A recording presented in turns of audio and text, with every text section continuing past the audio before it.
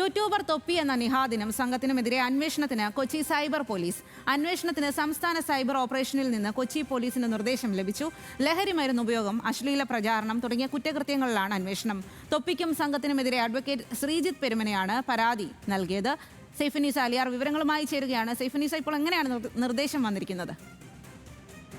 അത് കൊച്ചി പോലീസിന് സംസ്ഥാന സൈബർ ഓപ്പറേഷനിൽ നിന്നാണ് ഇപ്പോൾ ഈ തൊപ്പിക്കും ഒപ്പം തന്നെ ഈ തൊപ്പിയുടെ ഗ്യാങ്ങിനുമെതിരെ അന്വേഷണം നടത്താനുള്ള നിർദ്ദേശം നൽകിയിരിക്കുന്നത്.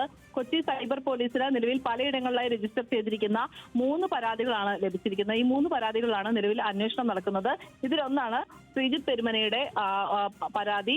പുതിയ തലമുറയുടെയും കുട്ടികളുടെയും ഭാവിയെ പൂർണ്ണമായും തകർക്കുന്ന രീതിയിലാണ് ഇവരുടെ പ്രവർത്തനങ്ങളെന്നും സമൂഹത്തിന് തെറ്റായ സന്ദേശം നൽകുന്ന ഇത്തരം ക്രിമിനലുകളെതിരെ മാതൃകാപരമായ രീതിയിലുള്ള നടപടി വേണമെന്നുമായിരുന്നു ശ്രീജിത്ത് പെരുമനയുടെ ആവശ്യം. ഈ നിലവിൽ തൊപ്പിയുടെ മുൻ സുഹൃത്തുക്കൾ തന്നെയാണ് ഇപ്പോൾ വിവിധ രീതിയിലുള്ള ആരോപണങ്ങളും പരാതികളും ഒക്കെയായി സോഷ്യൽ മീഡിയയിലൂടെ വരുന്നത്. പക്ഷേ ഇവർ പുറത്തുവിടുന്ന ദൃശ്യങ്ങൾ അങ്ങേയറ്റം അശ്ലീലം ഉൾപ്പെടുന്നതാണ്.